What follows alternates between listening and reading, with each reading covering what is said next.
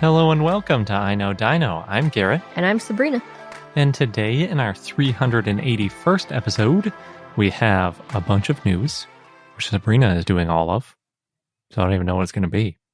Torosaurus updates, decolonizing paleontology, using AI to categorize fossils. Oh, that is exciting stuff. Mm-hmm. And we have an interview with Felipo Bertozzo, as well as Dinosaur of the Day, Efraasia. But before we get into all of that, we want to thank some of our patrons. And this week we have 2 new patrons to thank. Ben recently joined, so thank you very much. And so did Dragon Feathers, which is also the name of their art studio. So thank you as well for joining our community. And then rounding out our shoutouts, we've got Christine, Remy Rodriguez, Arya and Tristanosaurus, the Tolbert family, Amato Titan, L. Rex, Cezisaurus, and Cerosaurus Rex. Nice. Thank you so much for being part of our community. And thank you to all of our patrons who help keep our show going. And thank you for all the kind words since last episode when we announced that we're expecting a little girl.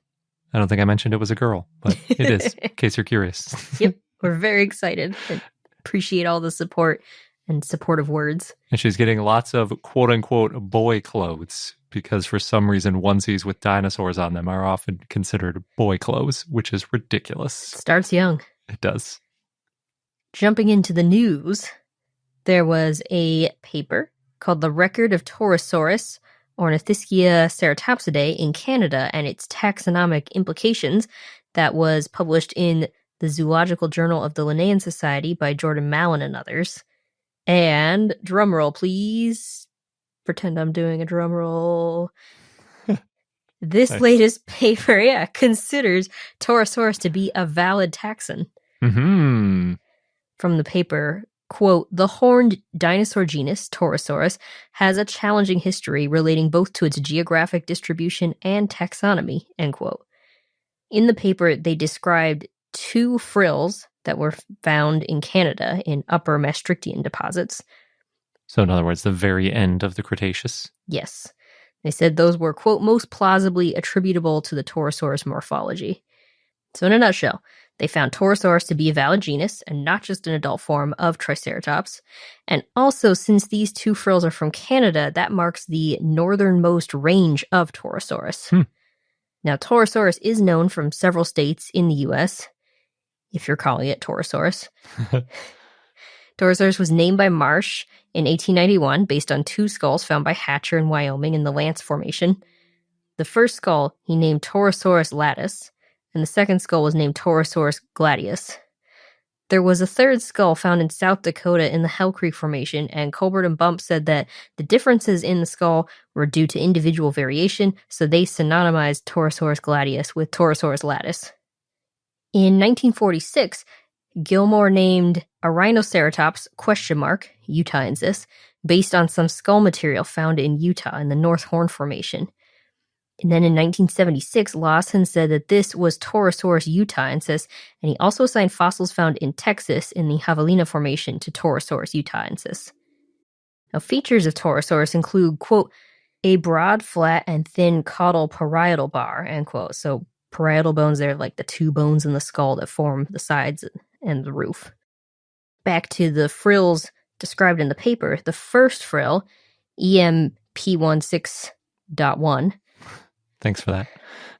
Well, because I have to refer to them a few times here. And they don't have fun nicknames. Not that I know of, not that I saw. Though, okay, we'll call this one the first frill. It was found in Saskatchewan in the Frenchman Formation. It was briefly described in 1986, but then in 2005, it was argued to be more closely related or closely resemble a Rhinoceratops. Though it was briefly described in the 80s, it was actually found in 1947 by Harold, quote-unquote, Corky Jones, a local amateur paleontologist. The frill is pretty complete, though parts have been reconstructed with plaster. And this first frill is somewhat larger than that of a Rhinoceratops brachiops, but it's smaller than the largest known Torosaurus frills. It's pretty square-shaped, It's square in outline, according to the paper, and it is 1.1 times wider than it is long. So that's what gives it that square shape. It's similar in that way to Rhinoceratops, although it is more triangular than the frill of Torosaurus lattice. Sounds like it's halfway in between them in a lot of ways. Yeah. And it also had this rugose, rough texture on most of the surface. The frill, this first frill, is still in a plaster support jacket, but Sternberg, back in 1948, drew a sketch of it in a letter, and that showed some details on the underside of the frill.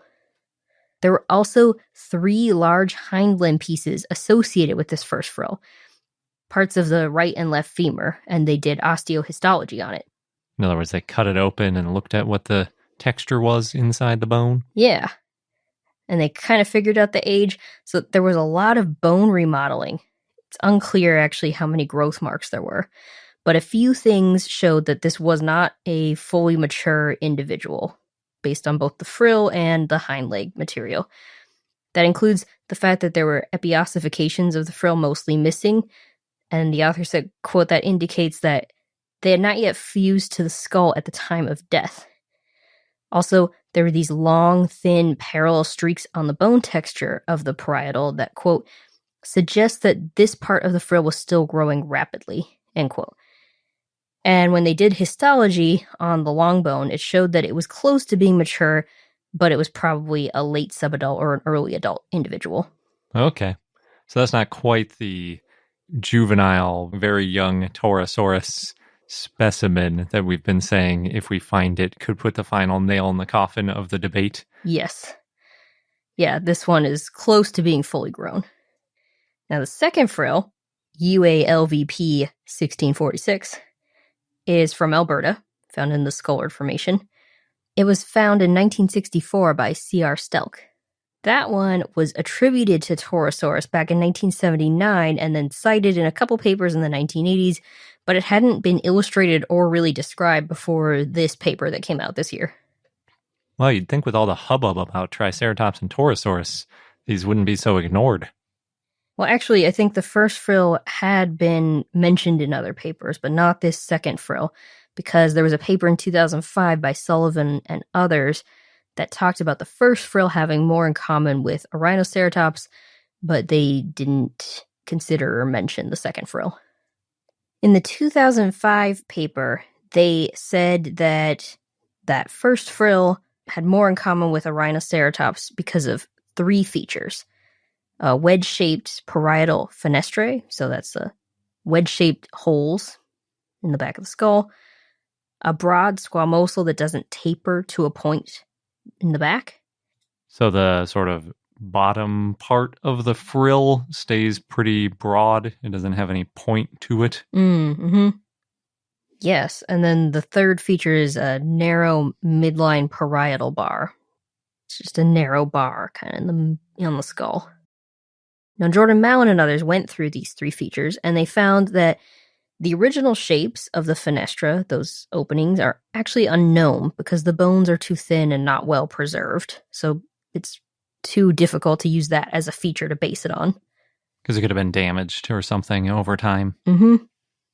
They did agree about the squamosal being different from other Torosaurus lattice specimens, but they said that the morphology was similar to Torosaurus utahensis, so it's not a great diagnostic or unique feature to use.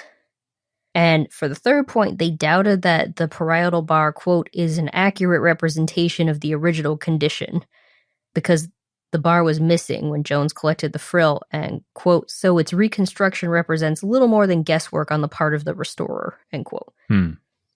So based on that, they rejected this first frill to be a Rhinoceratops or a new taxon and said both it and the second frill looked similar to other Torosaurus lattice specimens.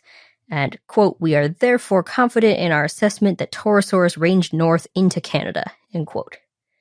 Interesting. Mm-hmm. So this is more of a, we found a Torosaurus hiding under a different name situation. A little bit.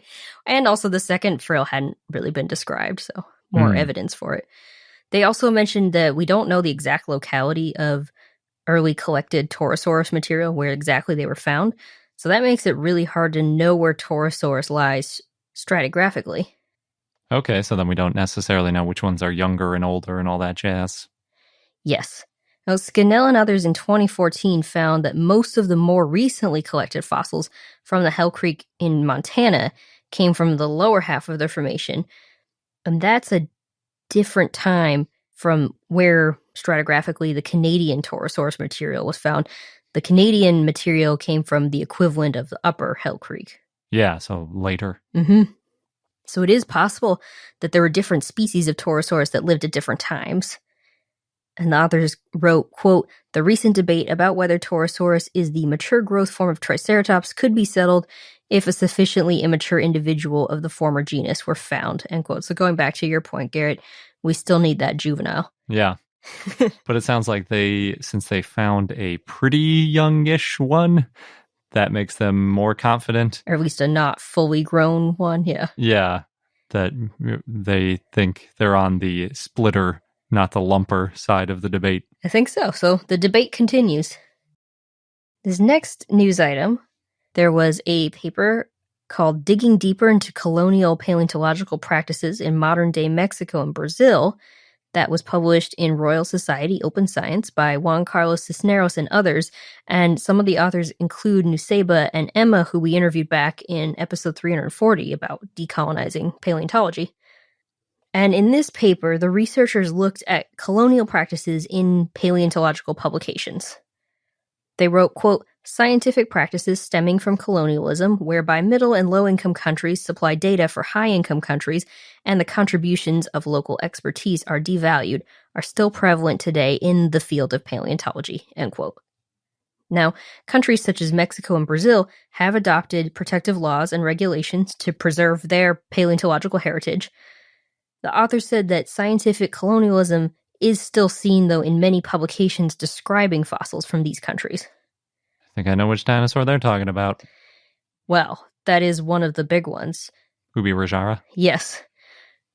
Science.org I saw mentioned a controversy last year about a shark fossil from Mexico, described by a mostly European team, and how because of that debate, Brazilian paleontologists who've been working to repatriate Ubirajara from Germany started working with researchers from Mexico and other countries to look into colonialism in publications.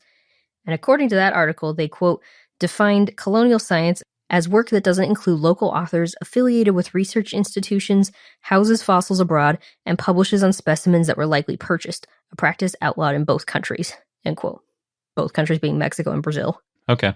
So they have at least a definition for colonial paleontology in Brazil and Mexico. It seems like a good definition, right? You're exporting things, you're doing the research. It's all that sort of, you go somewhere, you take a bunch of resources, you leave. Yeah. It's kind of the whole point of colonialism. Yeah. And this paper in Royal Society Open Science, they looked at publications from the last 3 decades on Jurassic and Cretaceous macrofossils in northeastern Mexico, and then from the last 3 decades on Cretaceous macrofossils in northeastern Brazil. In total, it was about 200 publications they looked at. They were going through keywords in Google Scholar, and then they considered the top 100 results of each. And they also included papers from researchers that they knew had worked in the area or studies they were aware of. For the Brazilian papers, there were so many publications they had to restrict their search to holotypes of plants and vertebrates, basically publications about new species. Those are probably the most important anyway, because holotypes are always seen as the most important of a species or of a genus. They're definitely the most well-known. Yeah, and in terms of the collections and all that kind of things, those are the most valuable because that's what the researchers are really comparing to. And so they might be the most valued for taking out of a country as well. Yeah, it could be. So they found some common issues in these publications. Some of them included not collecting permits or not mentioning in the paper if they had permits, not including local researchers, fossils that were in private collections, or fossils illegally purchased and exported. With the fossils found in Mexico, they found that foreign researchers led about 47% of the publications, and of those 47%, about 52% didn't include local authors. So most of the publications that were, the primary author was someone from out of the country that didn't even include a single person from the country. Yeah, around Yeesh. half. That's not great. For the Brazilian fossils, foreign researchers led about 59% of the publications, and of that 59%, about 57% didn't collaborate with local researchers. Ooh, that's even worse. It's a little bit higher, yeah. There's almost no record of fossils from Mexico being stored in foreign collections, but they found 88% of the holotype fossils described by foreign-led researchers from fossils in Brazil were housed in foreign museum collections. Oh, wow. I mean, in historical paleontology times, that is the way it usually went, because you'd go somewhere, you'd find a dinosaur, and then you'd bring it back to whatever institution you're affiliated with. But I think that's the whole point. That's the colonial version. Yes. So the paper had some counter arguments to arguments that could result in scientific colonialism. And that includes, quote, fossils should be considered global heritage, not national heritage. And the reply is, quote, this is an incorrect assumption as fossils have been known to humankind since ancient times and in several documented cases have become part of the local folklore and myth, end quote. Yeah, definitely. Also, fossils are the most relevant in the locality that they're from, because if you take a fossil, even if it is a similar species or the same species, from one country all the way across the world to another country, there's going to be differences from the fauna. So it's harder to research if it's so far away from its original context. Yeah, true. The second argument they countered, the argument was, quote, host countries do not have adequate facilities or personnel to store fossil objects, so they are safer in Western museums, end quote. And the counter argument is, quote, Western museums and historical sites are similarly at risk of being damaged or destroyed, e.g. through fire, substandard conditions of museums, and high risk to extreme weather conditions, end quote. And they cite, one of the famous examples there is the holotype of Spinosaurus, as an example, was destroyed in a Western museum. Yeah, definitely. If you're talking about worrying about losing fossils, the answer is not a debate about which museum is the most likely not to burn down. It's digitizing them and well documenting them, things of that nature. So then the third argument they brought up was, quote, there's a lack of local scientific expertise, research education, and investment in science in lower income countries, end quote. And the counter argument to that was that there are actually many natural history museums and institutions that offer courses in both Brazil and Mexico. Definitely, yeah. That argument might apply better in other countries, but it certainly has no place in Brazil and Mexico, and even in other countries. Even in other countries, it's growing. Yeah, and there's usually somebody you can include. There's going to be some geologist or biologist or somebody who's going to have some local knowledge that would be useful to include on the paper. Now, the fourth argument they brought up is, quote, there's a disinterest in fossils among the local community, end quote. And the counter argument to that was emphasizing scientific outreach and keeping fossils where they were found to get local people interested in them. Yeah, that's sort of a circular logic. People aren't interested in this, so we're going to take it away so people aren't going to see it, and then people won't be interested. Yeah, I think we've seen that with Mongolia as more fossils are coming back. The interest in dinosaurs is growing. Nice. I think we've talked about that on this show. The fifth argument that they talked about was, quote, specimens are lost to science if they're not collected and studied, end quote. And the counter to that is that in a lot of countries, there's locals who can collect the fossils and study them. Also, quote, fossils are lost every day due to natural and human processes such as weathering and erosion, natural disasters, quarrying, and construction, end quote. Yeah, I hear what they're saying there, but I think if there aren't a lot of people interested in the country at actually digging out the fossils, getting them more interested in them and getting them involved in it, I still want them to be taken out and preserved somewhere. Yeah. I don't like the idea that it's like, well, we'll just let them all fall apart, because sometimes they fall apart anyway. Yeah, I think you're right. That kind of goes hand in hand. You build up the interest, and then more people want to dig. Mm-hmm. The sixth argument that they brought up was, quote, laws are too complicated or difficult to access, end quote. And the counter to that is that the laws are different in each country, and some are more complicated than others. Sometimes it can be difficult to navigate, so you want to work with local institutions to help out. That's funny. Wouldn't be so hard for you if you just worked with a local. Well, They didn't put it like that. It was much more neutral. Yeah. And the last argument that they said was, quote, commercial exploitation of fossils aids science, end quote. And the counter to that the authors wrote was, quote, when fossils are openly traded, the exploitation of fossil deposits can become uncontrolled, probably resulting in a loss of important provenance information about that material. The removal of fossils without any documentation of geological information reduces the scientific value of these specimens, end quote. That is definitely true.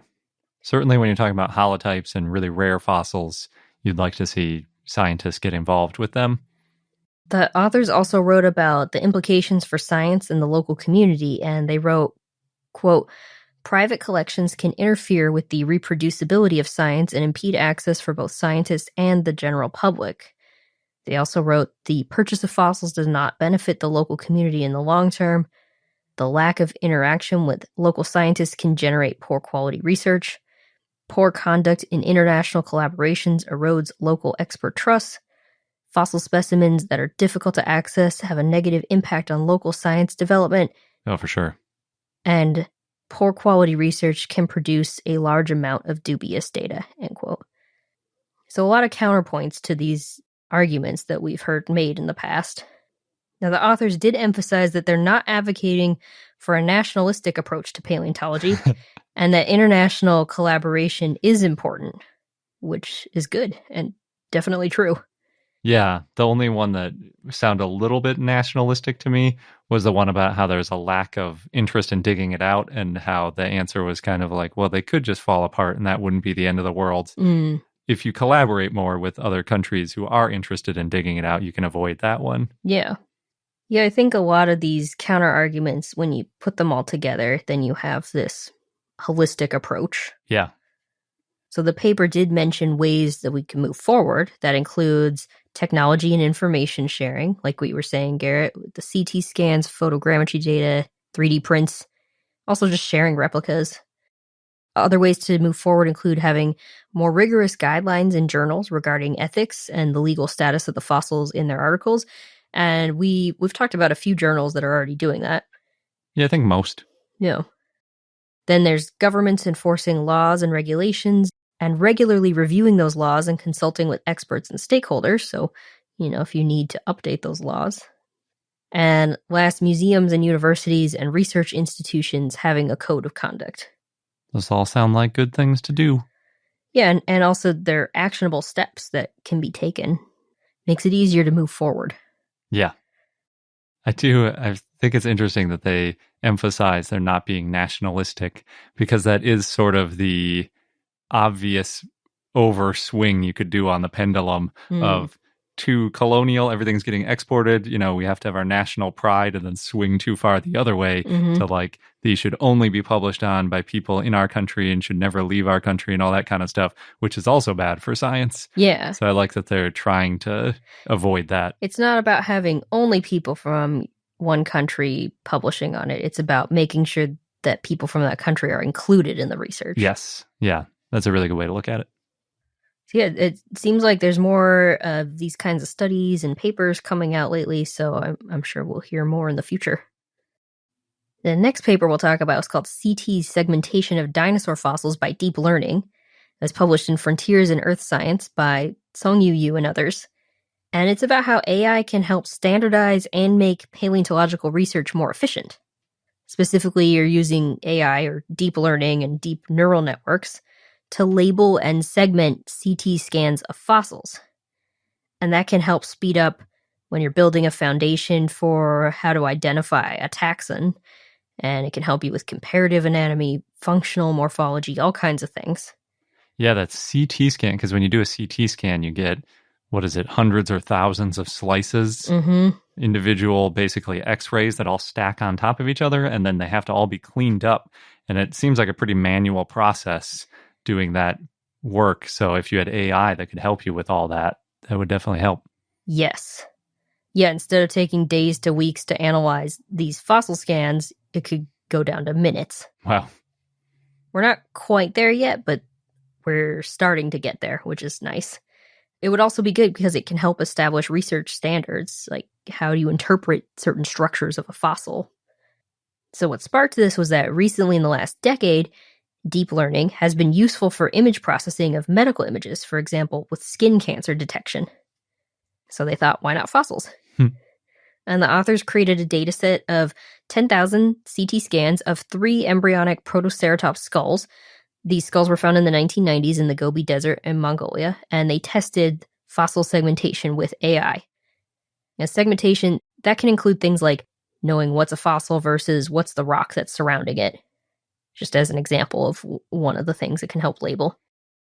They found that with these 3 particular skulls, the deep neural network could efficiently segment them, but it's not quite perfect yet. Unfortunately, it doesn't work for everything, including they tried on limited data sets of other vertebrate fossils, even fossils from similar localities or areas. And the next step would be to add more data to train the AI, because a lot of, with deep learning, it's about continually feeding it data to train it so that it knows what to look for and what doesn't work. Yeah, I wonder too, because with the CT scan of skin, looking for skin cancer, that's a very specific thing. It's all human skin. It's probably detecting similar sorts of growths or issues with the skin. When you're talking about CT scans, that could be anything, right? That could be a dinosaur. And even if it's a dinosaur, is it a Protoceratops? It's very different than a Parasaurolophus or a T-Rex or, a sauropod skull. They're all so different that if you have a machine learning algorithm that only learns on Protoceratops, then you try to apply it to a sauropod, there's no guarantee that it's going to be able to figure it out very well. Yeah, and I think that's why right now we don't have a way that this works well enough that you could replace doing this work manually. But it could be feasible to use more AI in future research eventually. And that's exciting. Because then if you can do this kind of work in minutes and have it all standardized, think of what kind of debates that could help settle. And also other kind of work that paleontologists can focus on. Yeah, definitely. Rather than spending weeks working on one CT scan, you could be analyzing the data that comes out of it. And our last bit of news, this is a quick item. The trailer for Jurassic World Evolution 2 Camp Cretaceous Dinosaur Pack is out. So I guess it's an expansion to the video game where you create a Jurassic Park of your own. Yes. So the new dinosaurs, they include Kentrosaurus, Monolophosaurus, Rhinosaurus, and Scorpios Rex. Oh, good. A lot of people like Scorpios Rex. Oh, man. I guess. It could be kind of fun because in that game, it's all about controlling them when they break out and things. So the more extreme they are, it adds the level of difficulty to it. Yeah. Plus, if it breaks out, you got to really watch out for your other dinosaurs. Yeah, that's true. Based on Camp Cretaceous. And the people, because you've got all the people visiting the zoo too.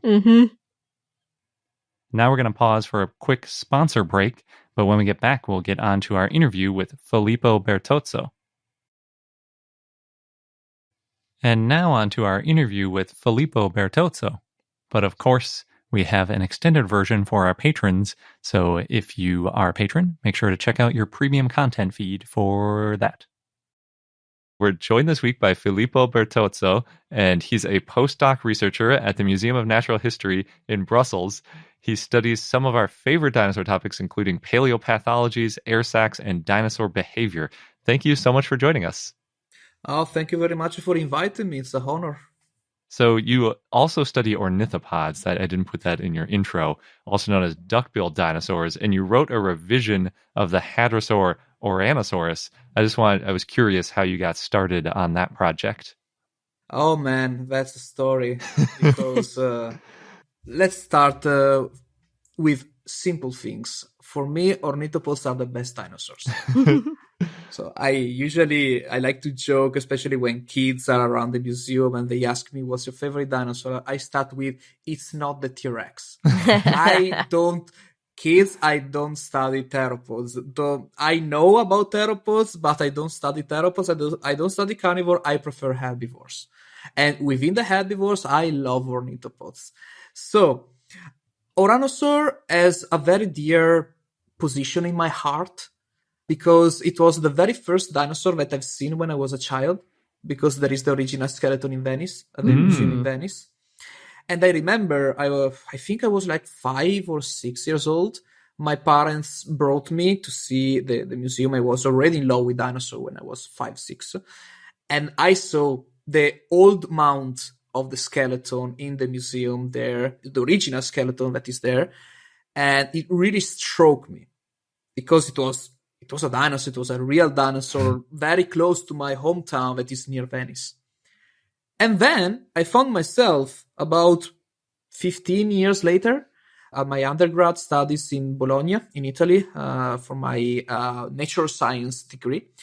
And I was offered to study that same skeleton for my undergrad thesis. And I was just, are you kidding? Of course I'll do. It was a huge amount of work that took so many months, but it was my first experience handling dinosaur bones, a complete skeleton, a very important skeleton because it's the only real Rhinosaur that you can meet and see and visit outside Africa. The other skeleton is in Niamey, in Niger. So it's the only one in the entire world that is easily visitable because it's difficult to go to Niger. And so I found myself there to study the skeleton, the same skeleton that I watched as a kid a few years before. And it's also my first publication. It's a publication that me, Fabio Marco Della Vecchia, and Matteo Fabri published in 2017. And it was also my first experience with the academia, the publishing world, so the journals, the impact factor, all those metrics and numbers and things that you have to check for publishing a paper. And I had fun to, starting to learn like graphic skills to make from bones to picture to tables to the official illustration that you put in the paper. So it was really my training to get into the professional paleontology. And to think that everything started from the first skeleton that I saw as a child, man, it's a feeling. That's amazing. Yeah, almost always when we ask somebody, how'd you get involved with, stegosaurs or whatever, the answer is like, well, I wanted to do paleontology and my advisor had this project and he said, I could work on this. And I was like, I guess I'm not that into it. And now I'm super into it. It's amazing that like as a kid, you were already super into this dinosaur and it just came full circle like that. I started very early because in Italy we had in 1992, 1993, I'm from 1990, so I was like 2 years old. We had this amazing scientific journalist that made this 5-6 episodes long series called Dinosaur Planet. That's yeah. Let's translate it from the Italian. That was a complete Italian-made documentary with the supervision of the late paleontologist Dale Russell, with all animatronics and illustration, all done by Italians. So it was very proud for us, and it really was a blast for the Italian audience. It became very famous, and it inspired a lot of people to go at least into dinosaur, but in general to science and to nature. Mm-hmm. And my mom still tells me that she remembers me when I was like 2 years old. I was attached on the screen when this guy was telling about dinosaurs on the main channel of the Italian television. So I think I started at that time to think, okay, this is cool. Dinosaurs are freaking cool. I want to arrive to study them. That's awesome. That is. Is there anything specific about Ouranosaurus that you either found surprising when you studied it or that was like something you especially like about it? Well, it's easy to say the sail. Mm-hmm. There are several things that are not so first sight, let's say, about the skeleton. Speak about the thumb size, the proportion between the limbs, the mosaic of characters in the skull, and etc., etc. But I think, of course, the most striking feature of Rhinosaurus is the sail. So there was this long tradition of people saying, okay, the Rhinosaur has a sail, has a hump, it was for fat reservoir, it was for muscles, and yada, yada, yada. So it was one of the topics that we covered in our paper, and thanks to histological analysis, we cut the spines of the vertebra, and we see that there seems to be a muscular insertion at the base of the cell, whereas on middle to top of the cell, we don't see this signal for musculature. So we can think about that at the base of this cell, quote, quote, there was a long fiber of muscles, and on top it was more like a cell, so covered in skin and blood and very thin tissues. And to me, it was amazing then. I really still remember the day about a year ago when I was in Belfast for my PhD, that a friend of mine, a colleague of mine, sent me a message say, "Have you seen the third season of Jurassic World Camp Cretaceous? I'm just having a look at this right now. Well, there might be something that you'll scream about." And I arrived to the episode, spoiler alert, with the Rhinosaurus. That for me, I mean, to think about the Rhinosaur, that is a dinosaur that it wasn't that famous before Camp Cretaceous. I mean, it was cool. It could have been seen in some video games, but it was not let's say, the Parasaurolphus or the Iguanodon. It was a not so known ornithopod. And to see it in Camp Cretaceous and seeing children discussing about this dinosaur, for me it was like, it's my boy, I'm proud. and I saw that the people making the model for the series, okay, a lot of things are completely wrong. I say that the feet and the human like the molar like teeth, etc., etc. But the cell, it follows our paper. Oh, nice. Because if you look at the model of Rhinosaur in the series, there is a very muscular base, and on top it's much less muscular, more thin. And it's not something that has been seen in other representation of Rhinosaur. So it might be an indication that the creature designer in charge of the series might have had a look at our publication. I like to dream about that. So let me have it. Yeah. We've talked to some people who've worked on the art for Jurassic Park and Jurassic World, and they do read scientific papers. Yeah. So Especially with yours, where it's pretty recent. Yeah. It'd be hard to ignore, I think. Also because there are not so many publications on Rhinosaur. So there are like 3. The original one by Philippe Taquet, 1975 or 6, I don't remember. A second one by Rasmussen, 1999, and then mine. So it's not so difficult to find a Rhinosaur publication. So Yeah, that's the good thing about being into ornithopods. They're not nearly as sought after as like T-Rex, where everybody seems to be scrambling to study T-Rex and, different analyses, rehashing the same arguments. You can have your pick of what you want to study. Exactly. Yeah. Well, also within ornithopods, there are some area where there are a lot of people working on. Okay, compared to theropods, there are not so many ornithopod specialists, but within ornithopods, the main specialists are focusing on similar topics. Yeah. So real quick, I just want to know what you think, because there's some sort of weird similarity between the spines on Rhinosaurus and the spines on Spinosaurus, just because they're, in the same general vicinity and they both have this super weird back. Do you have any thoughts about what was going on in that environment that was causing these sails to pop up? Absolutely not. Actually, when I was younger and I was dreaming about a possible PhD application, I was thinking to make a project about a revision of all the sails in the fossil record. Because yes, sails are known by famous dinosaurs like Rhinosaur and Spinosaurus. But sails are present in a good wide array of animals in the past, and not just dinosaurs. Because there is an amphibian with a sail, Platyhystrix. Think about a salamander with a sail, with long spines. There is a crocodile-like animal, the Arizonosaurus, that is like a quote-quote Rawisukian grade crocodilomorph with a sail. There are other animals with not a real sail, but slightly elongated neural spines, like Tenosauriscus, that is kind of crocodilomorph-like.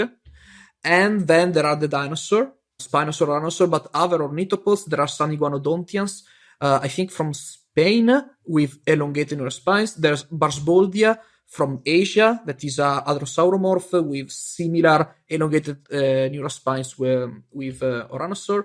Spinosaur, Concavenator, Ichthyovenator, Deinocheirus. Deinocheirus was literally a surprise to see this strange duck-bill ornithomimosaurid with a sail on the back.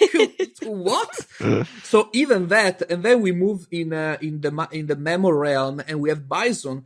Bison has a very similar conformation of elongated neurospine that resemble that of Oranosaur. Mm-hmm.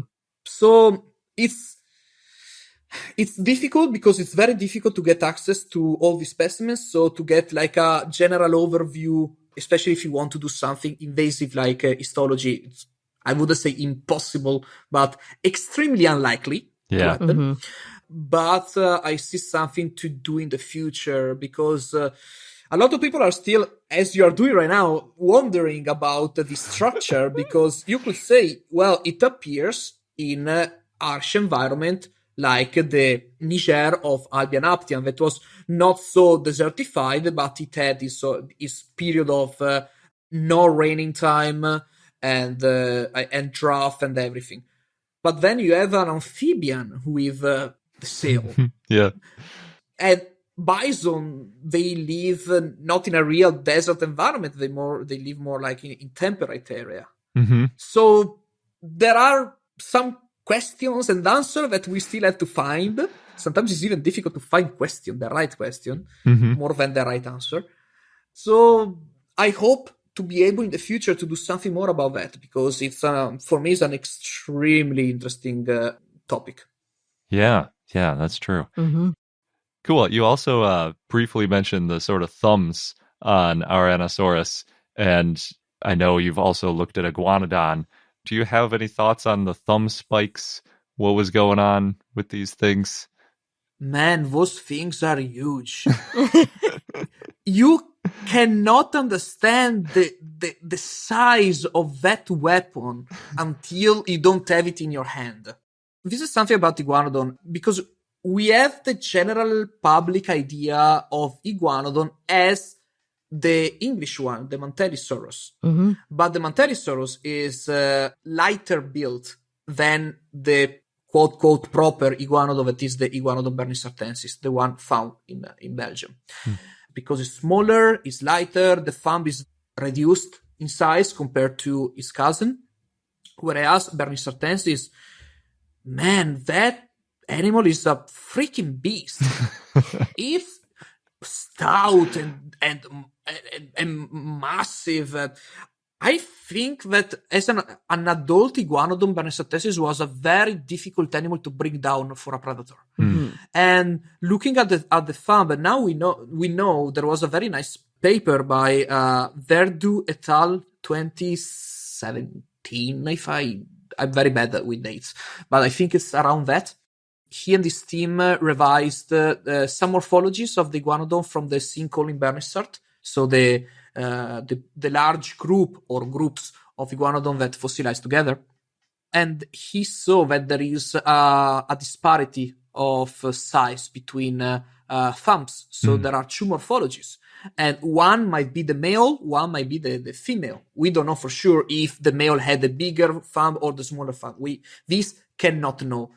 We know that within the Iguanodons in the Belgian Museum, there are two types of thumb, a larger one and a smaller one. So if it's true that this can be a sexual character, we might hypothesize that the thumb is used between males to fight each other, to compete for mating or for the territory, and why not also for defense.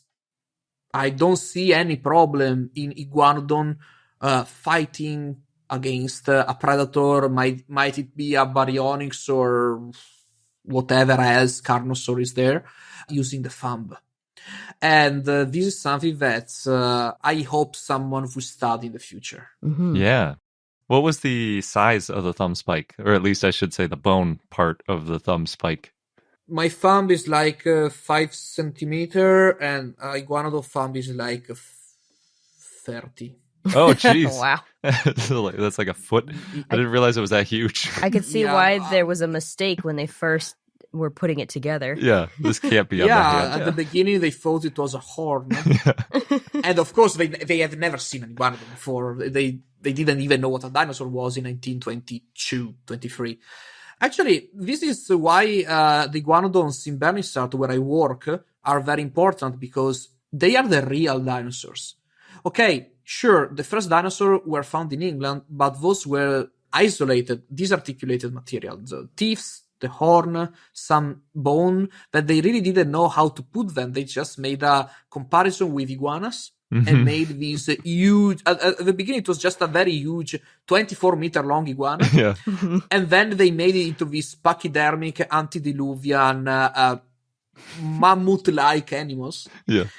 And it was because coal miners found the 30-plus skeletons of Iguanodon that people started to realize what a dinosaur was.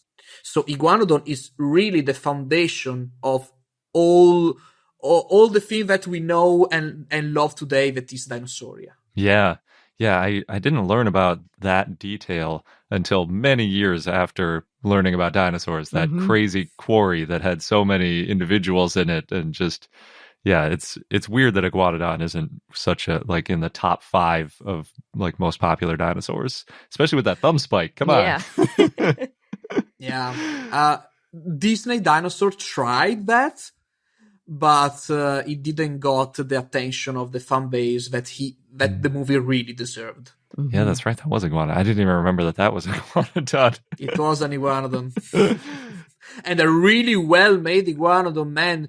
Behind Disney Dinosaur, there was such a huge and incredible paleo artwork in preparation of the movie. And that's why I'm really upset with a Disney fan base.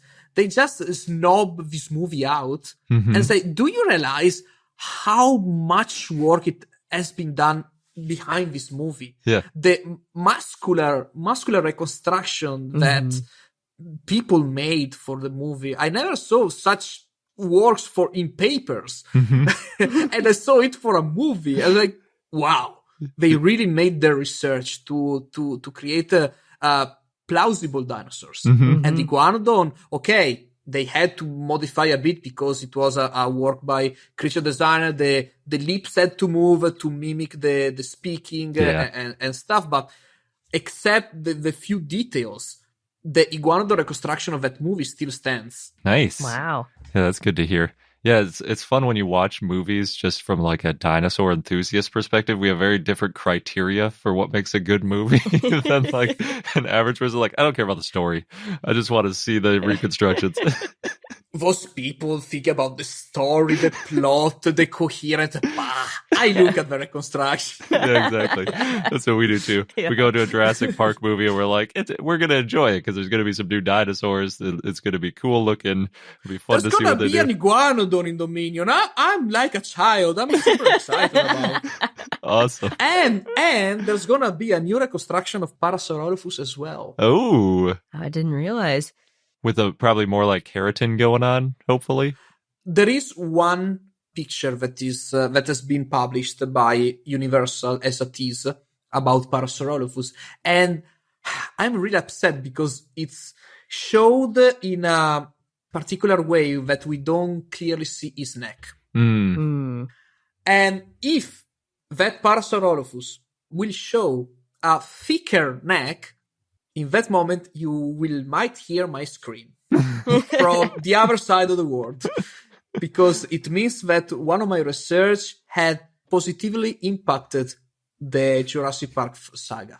And as a dinosaur fan myself, as a dinosaur aficionado and a Jurassic Park aficionado, I will just scream. It's like your I'll own just Easter egg Yeah. to look for. Yeah. Oh, if I'll be at the cinema, I don't care. I will scream. I will be the only one screaming in the hall, but they will probably throw me out, but man, that will be deserved. They'll just think like, why is that? They're showing the friendly iguanodon right now. Why is he screaming? I would say, you see, that is because of me and my team.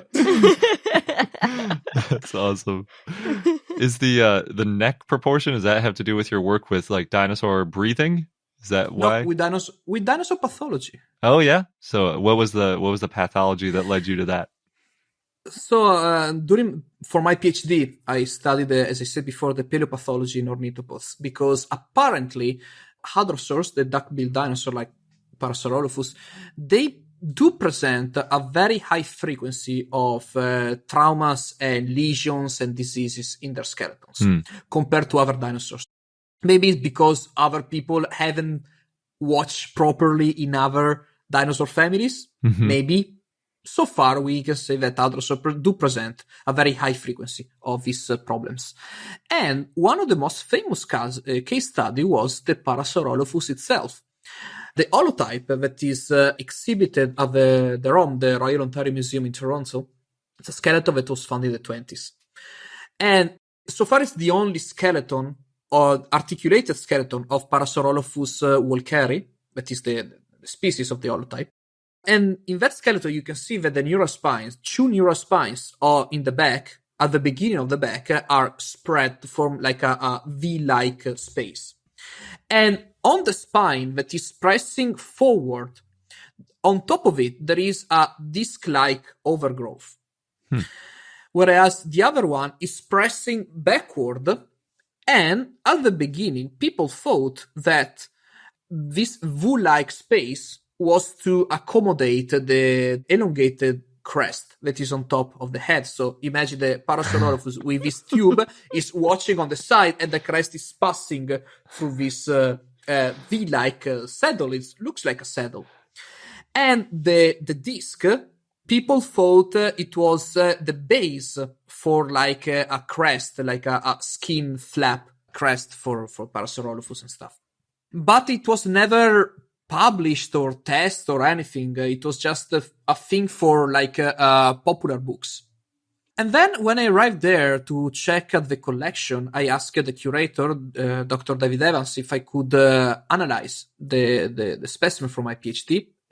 And he said yes. And for me, it was like Christmas morning because, man, working on the holotype of Parasaurolophus, whew. Yeah, that specimen is something else. I was terrified because I was on top of the skeleton. If I was sleeping and breaking anything, it was easier for me to just run to Antarctica and hide there. It was easier. It could have been easier. But luckily enough, in happened, I was very lucky to study it. And what my team and I discovered is that these dinosaurs suffer a huge impact on the back, because we also found broken ribs on the same column toward these displaced neurospines. And it really looked like as an object impacted on this animal. It could be anything. It could be another animal, another Parasaurolophus. It could have been a rock. It could be a tree. I thought it's a tree because it really looks like all the broken ribs and the displaced neurospines, it looks like that is on a line. So like a giant tree that collapsed from... Oh, ouch. A collapsing tree, a storm, a fire, whatever, we cannot know that. So this animal had a broken back, but he was able to survive at least for 4 or 5 months, and he died after for we don't know which reason. It could have been a secondary prolonged problem after this trauma. It could have been because a predator just killed it by chance. It could be because it had a heart attack. We don't know. We know that this animal survived long enough for the body to start to heal. And that was already a fine discovery, because we could say, okay, the saddle is not an anatomical character, it's a pathological character. But then one of my colleagues, Fabio Manucci, that is a very skilled paleoartist, and say, Filippo, have you noticed that ossified tendons in hadrosaurs, this very elongated tube-like structure on the spines in the back of hadrosaurs that serve to stiff the animal back, basically? Have you noticed that in all the hadrosaurs, these tendons start after the 7th neurospine. 7, 8, 9 neurospine.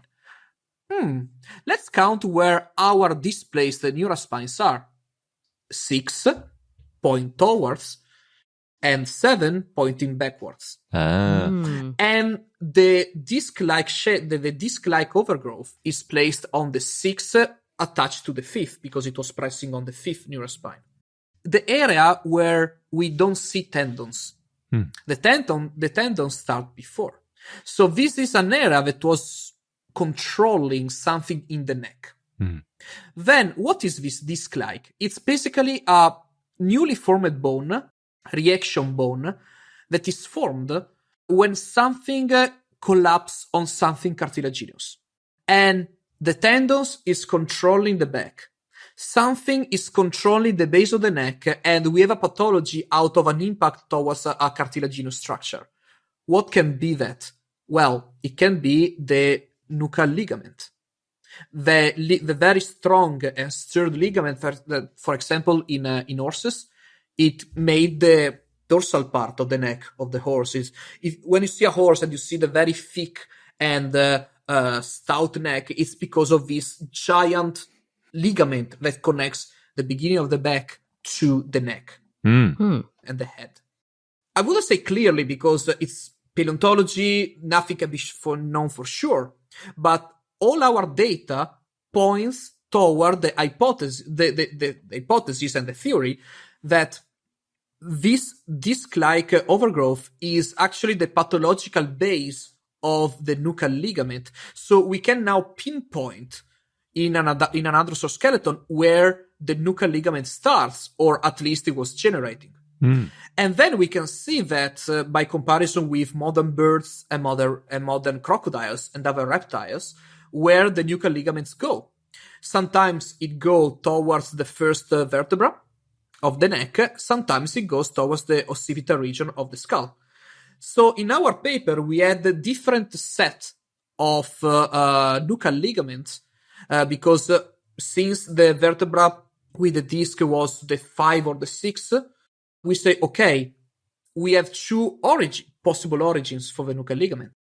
And then we have two possible insertions for the nuchal ligament, the vertebra or the skull. And in our paper, we offer a wide array of possibilities of the morphology of the neck because we don't know which one was. We know that there is a set of possibilities where it might ended up. And I think it was pretty honest of us to show, okay, we don't have the clear answer for that, but we offer you a possibility that perhaps in the future with mummified skeleton of Hadrosaur, because Hadrosaurs have a lot of mummified specimens, or better histological analysis of neurospines in the back, or whatever other specimen comes out, we might prove or disprove our hypothesis, and maybe that one will fall within one of our conformation hypotheses. And for me, it was a very interesting study that show what paleopathology can tell us. Paleopathology don't tell us just a glimpse in the life of an extinct animal, which for me is cool already, because it also associates you with the animal, because when you see that even dinosaurs suffer, you start to sympathize for them in a more, I wouldn't say human because it's bad, but in a more natural way. But also it shows that paleopathology can serve to show more than just a broken bone. It can be used for indirectly proving something else, like the presence of a typical muscular or a tendinous structure. Yeah, that's really cool. I know you've got a very cool Instagram page. We've been enjoying your posts, and you've started doing live streams of dinosaur games. I guess, can you tell us a little bit about your work, your outreach there? I stream mainly in Italian because I saw that there are quite a several amount of English channel on that, whereas Italians, there are none. No, one for sure, but not so many. And there I just speak about dinosaur using video games. So I teach about dinosaur anatomy using video games. Awesome. And we also see like documentaries and cartoons when possible for copyrights, of course. And I also started to use RPGs like Dungeons and Dragons, Call of Cthulhu, and all these kind of games, imaginative games, to teach about dinosaurs and paleontology. This is something that I haven't seen people doing that much. It's like a open ecological niche that I'm trying to conquer.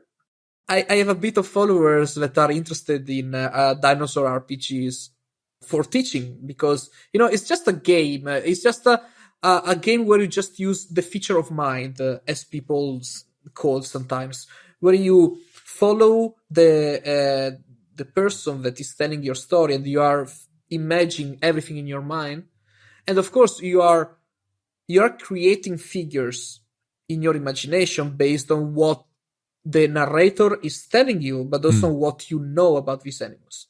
And if I am the narrator of a story and I describe you the Velociraptor, and I describe you wrongly, like a Jurassic Park based Velociraptor, you will continue to have that idea of a dinosaur. But if I am a paleontologist that is also the narrator, and I'm putting my knowledge, my anatomical knowledge, in the game, so I'm not boring you because it's something active and useful for the game, you are imagining it in the proper way, but you're also learning. But you don't realize that you are learning because you are playing. One of the best examples is when you see people placing Tyrannosaurus Rex in a small tropical island. For God's sake, no! No, it doesn't work like that. Why are you putting a poor Tyrannosaur on a tropical island?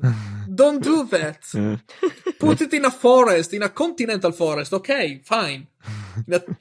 Even better, temperate forest. Are you in a tropical island? Just put small raptors. Yeah. But they are still freaky. They are still terrifying. But don't put a Tyrannosaur on a freaking tropical island, please. Yeah, you could put a Spinosaur, maybe, right? No. Don't do that. More tropical, at least. Think about the baby Spinosaur. So where's the best place for people if they want to follow you and watch your live streams and follow you on Instagram and everything? Where should they go? In Instagram, you find my, let's call it scientific profile, that is dino_doctor. Whereas I have another account that is for dinosaur and RPG called Dice and Dinosaur. The problem is that account is in Italian. Even though I started to post dinosaur chart for D&D that are in English. So if you want to use scientifically plausible dinosaur in D&D, come to see my account. Awesome. And the same name, Dice and Dinosaur, is also in Twitch. I stream, as I said, in Italian. But if any English-speaking person wants to come and have a chat in English, I can switch my language in less than a second. So no problem about that. Nice. That's good to be able to do. We can't do that. I spent a lot of time trying to do that, and it was just because I got a PhD in Northern Ireland that I was finally able to. Okay, I can switch it now. Awesome. Took a lot of effort. I'm impressed. Same. I'm not very good in languages, but I try. Well, you sound good to us. So thank you so much for joining us, and we'll be sure to share all these links in our show notes too for anybody who wants to keep following you in your work. Thank you very much, and thank you again for inviting me. It has been a pleasure and a real fun. Thanks again, Filippo, for the fantastic interview, and congrats on that Jurassic World interpretation of Parasaurolophus and its neck being the way that you had written about in your paper. Yes, very exciting. We saw on Twitter, he posted, yes, they did it. They used my research. And now we're going to take a quick ad break, but when we get back, we'll be on to our dinosaur of the day, Efraasia. And now onto our dinosaur of the day, Efraasia, which was a request from Crow via our Patreon and Discord. So thanks. Efraasia was a basal sauropodomorph that lived in the Late Triassic in what is now Baden-Württemberg, Germany, in the Burrerschen Quarry. It looked like other sauropodomorphs with a long tail and claws. It was medium-sized and lightly built, and estimated to be about 20 to 23 feet or 6 to 7 meters long. At first, Efraasia was thought to be small, at around 6.6 to 9.8 feet or 2 to 3 meters long, but turns out that was based on juvenile fossils. Yeah, it happens. That one was that long. It just wasn't the length of the adult. And then in 2003, Yates estimated that adults were 21 feet or 6.5 meters long. It's quite a bit bigger. Yep. Although still pretty small for a sauropod. Maybe not a late Triassic sauropodomorph, though. Yeah. Sauropodomorphs are a little bit different. At least the early ones. Technically, all sauropods are sauropodomorphs. Efraasia had a small, pointed, triangular skull and a somewhat long neck that was thin. It also had low neural spines on the tail and gracile hands and feet. It may have been bipedal or quadrupedal. It had long fingers and thumbs that it could use to grasp food. Now, its wrist shape may have allowed it to walk on all fours, although not everybody agrees on that. Some think that the lower arm couldn't rotate in a way to put its hands on the ground, and then that would mean it could only walk on 2 legs. And Efraasia's second finger was longer than its third finger. It was herbivorous, although it was originally thought to be carnivorous. But then gastroliths were found in association with one of the specimens. Specifically, there's 14 small, smooth pebbles that von Huene reported in 1932. The type and only species is Efraasia minor. It was named after Eberhard Frage, who found the fossils. The fossils were found in 1902 when Albert Burrer, a stonemason, was trying to reach some hard white sandstone in a quarry for building. They had to remove about 20 feet or 6 meters of softer marl. To dig down to it in the cliff? Well, they had to remove the marl, and they got to the hard white sandstone, and then they found the fossils. Cool. And a lot of fossils were found in the marl and the underlying soft sandstone. When the quarry was closed from 1906 to 1914, Burr donated the fossils to Eberhard Frage, who was a professor at the State Museum of Natural History, Stuttgart. The fossils were first thought to be part of 3 already named dinosaurs: Teratosaurus minor, Stegosaurus fragile, and Paleosaurus diagnosticus. And the fossils included vertebrae, a right hind limb, and a pubic bone. Other fossils have since been found, including some in large slabs, though they're not fully prepared. But other fossils found include an incomplete skull, vertebrae, gastralia, ribs, humerus, pubis, femora, tibia, fibula, astragalus, end of the right pes, and more. So lots of different parts. Yeah, that's good. I guess you didn't list the hand there, but there's a little bit of the hand too. When you have the hand, the feet, the head, and a whole bunch of other pieces, that gives you a really good idea for what the animal looked like and maybe even how it behaved. Yes, but there was some confusion with assigning these fossils. So Friedrich von Huene first described the fossils in 1907 and 1908 as Teratosaurus minor. And at the time, Torosaurus was thought to be a theropod. It's now considered to be a Rauisuchian, which is a group of archosaurs more closely related to crocodilians than to birds and non-avian dinosaurs. The species name, minor, refers to Teratosaurus minor being smaller than Teratosaurus suvicus, which is the type species. See, that's one of those problems when you put 2 things in the same genus. Going back to last week's episode, Yeah. Von Huene also named Stegosaurus fragile, based on a partial skeleton, but Stegosaurus is now a synonym of Plateosaurus, and we talked about that in episode 152. In 1912, Frage reported 2 partial skeletons that he assigned to Theodontosaurus diagnosticus. However, his health wasn't great, so he didn't formally describe him, and it was a nomen nudum. Von Huene used the species name when he redescribed Fraze's specimens in 1932 after Fraze died, and he called them Paleosaurus diagnosticus. It was meant to be a provisional name. In 1959, Oscar Kuhn said that the name Paleosaurus was already being used for an archosaur named back in 1836, so he renamed it to Paleosauriscus. Paleosaurus is a pretty cool name. Like an ancient saurian situation. Yeah. Ancient lizard. Ancient archosaur. Yeah. Alan Charig first used the name Paleosauruscus diagnosticus in 1967, although Cope had named Paleosauruscus fraserianus in 1878. There were a lot of classifications, but the latest seems to be that one that Cope named was a phytosaur, archosaur, and it was based on a tooth. Yeah, that's not the thing you want to stick it in the genus with. Yeah. If it's a sauropodomorph. In 1973, Peter Galton assigned all of Efraasia's specimens to the new genus Efraasia and named Efraasia. He named it Efraasia diagnostica. In 1985, Galton and Bob Bacher suggested Efraasia be a junior synonym to Celosaurus gracilis. In 2003, Adam Yates analyzed fossils from the Late Triassic in what is now Germany and found Celosaurus fossils belonged to either Celosaurus gracilis, which he assigned to Plateosaurus gracilis, and the rest was Teratosaurus minor, Celosaurus fragile, and Paleosaurus diagnosticus. But Efraasia was named first. I really like that it's Paleosaurus diagnosticus, and it's like one of the least diagnostic finds. That's a good point. Now, the species name for Efraasia was more complicated since von Huene had written in 1908 in the same book about Teratosaurus minor and Celosaurus fragile. Teratosaurus minor appeared on the page first, so Yates chose minor to be the species name, and then the full name of the dinosaur became Efraasia minor. It's very complicated.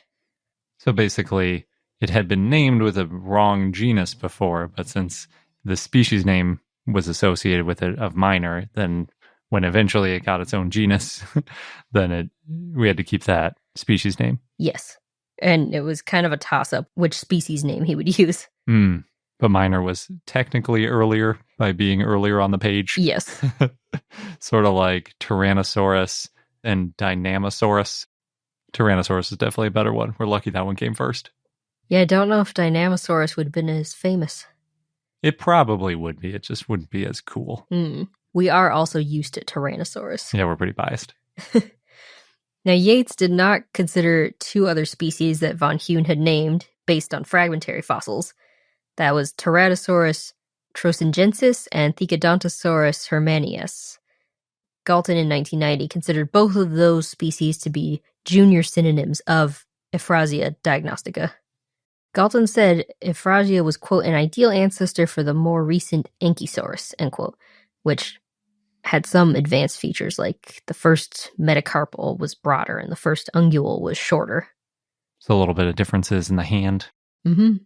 Galton also mentioned a pathology in one of the skeletons, so a nearly complete skeleton with an incomplete skull, where the right humerus was shorter compared to the left. He wrote, quote, as the area of the fracture is healed and well finished, the animal must have lived for quite a while after the break, end quote. Must have felt weird. Probably not great. Yeah. In 2017, Mario Bronzatti and Oliver Raoult described the brain case of Efraasia minor. They CT scanned it, and they found that the brain case anatomy of sauropods is a result of modifications in their evolutionary history, though it's unclear if that's due to, quote, rapid and drastic morphological change, end quote, or because there's just a small number of brain cases preserved, so we don't know. And our fun fact of the day is that the T-Rex holotype was moved from the American Museum of Natural History to the Carnegie Museum when the U.S. joined World War II in order to protect it from potential air raids, which I did mention last week, but there's a lot to expand on. So we mentioned, first of all, that it switched names from AMNH 973 to CM 9380, and that is because it was sold rather than being temporarily moved. According to Discovering Dinosaurs in the American Museum of Natural History, written in 1995 by Mark Norella and others, and I think Mark Norella is a good source for this because he's been curator of the AMNH since 1990, so over 30 years at this point. Oh, yeah, so he's very familiar. Yeah. He says that the story of the sale is hard to authenticate, but he found a note from Barnum Brown that says, quote, The type specimen, which had most of the limb bones preserved, was sold to the Carnegie Museum after we had made casts of the limbs in 1941, as we were afraid the Germans might bomb the American Museum in New York as a war measure, and we hoped that at least one specimen would be preserved, end quote. So I guess if you have to choose one to preserve, they went for the T-Rex holotype. I'm sure they did more with some of the other fossils too, but it's just interesting that Barnum Brown really emphasized at least one would be preserved. Yeah. The New York Times says that it was on display at the Carnegie in 1942, so they didn't waste any time getting it on display there. And I guess in Pittsburgh, they weren't worried about German bombing. They were a lot farther from the coast. They report the selling price was $7,000, which is about the cost of 4 Studebakers in 1941. And $7,000 from 1941 is equivalent to about $130,000 to $140,000 today, which is about 4 Honda Odysseys. So the translation of people mover to this specimen haven't changed. But the value of a T-Rex skeleton has changed quite a bit because, of course, Stan sold for about $32 million. So it was probably a pretty good investment for the Carnegie, all told. I'm sure it's probably gotten them a lot more than $100,000 worth of museum traffic as well. Probably. New York wasn't ever bombed by the Germans, so the precaution turned out to be unnecessary, but it's definitely better to be over-prepared than under-prepared when it comes to these things. In the news these days, we've seen a lot of reports of art being moved to basements across Ukraine as they're getting bombed all over the place. There are paleontology collections in Kyiv, Lviv, and Odessa, but as far as I can tell, there aren't any dinosaur fossils in those museums since Ukraine was mostly under the Tethys Sea during the Mesozoic. But they do have lots of other excellent fossils, including aquatic fossils and mammoths. And an article in Science discusses some of the work natural history museums and other scientists are doing in Ukraine to try to preserve these things. And so hopefully they don't get destroyed. Yeah. Anton Vlashenko in Kharkiv heard bombs the morning of February 24th, and he rushed to the Ukrainian Bat Rehabilitation Center, which is the largest bat rescue and research facility in Europe. Oh, I had no idea. I didn't either, and I love bats, so I'm glad I know about this place now. He spent 24 hours straight releasing rescued bats. Wow. I guess while they're rehabilitating them, they keep them in refrigerators to keep them hibernating, and I presume that helps them to heal. But obviously, he was worried that they would get killed, so he released them. And Kharkiv is pretty close to the Russian border, so he was especially worried. Obviously, he heard bombs. That was the first day Russia invaded as well. So he released tons of bats, but he also brought bats that were too sick to release to his apartment. So I guess his apartment has a bunch of bats in it now. And he also brought a collection of 2,000 bat skulls, and he keeps them by the door in bags, he says, in case he needs to move them again with really quick notice. Wow. So that's just one example of what a researcher is doing to try to preserve their collection. Seems like no matter what, it wouldn't be that quick to move 2,000 skulls. I mean, they're bat skulls, so they're really small. Smaller, yeah. He said a lot of them are bubble wrapped and things like that. But you're right. That's a lot of skulls. So even if there's just a little padding around each one, that's going to take up quite a few bags. And I guess they just didn't have a basement or a nice storage place where he thought they would be safe in that bat rehabilitation center. So he decided the best thing he could do was just take them with him. Across the rest of Ukraine, other people are rushing to hide, 3D scan, and upload their collections to servers outside of Ukraine. As a quote-unquote happy accident, many of the anthropological artifacts from between 800 and 1050 CE are currently on display in Denmark, which is a really important part of Ukrainian history. I also found out in researching this, in World War II, many fossils were destroyed not only in Munich, but also in Milan and Kyiv. So it's not the first time people in Ukraine have dealt with an invasion and trying to preserve their history.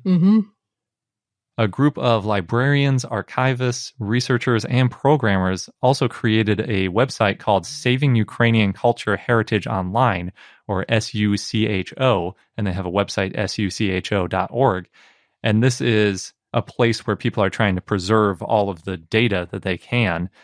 It's reportedly really difficult right now to upload from a lot of places in Ukraine because they have inconsistent power as well as internet connection. But these researchers, what they're trying to do is get data off of internet addresses that they can and back those up from outside of Ukraine as much as possible where the internet is more stable. So they are looking for volunteers. It's especially helpful if you can read Ukrainian or Russian. And they're also looking for volunteers who can help identify URLs for at-risk sites and collections, for help archiving both crawlable and uncrawlable data and sites. You need a little bit of technical know-how for that. Other tech projects, and then also just in general, other roles you can help with. They have a field for that on their volunteer form. So sucho.org is one place you can go if you're interested in helping with this. Yeah, it's amazing that they were able to put that together so quickly. Yes. Yeah, some of the stories, man, I really tear up when I start reading these things because it's truly awful, but there are so many heroes and so many amazing stories coming out of it, and just the lengths people are going to protect themselves and their families and their research. So again, if you want to get involved, sucho.org. And that wraps up this episode of Dino. Thank you for listening. Again, the website that Garrett mentioned, if you want to help, is sucho.org. Thanks again, and until next time.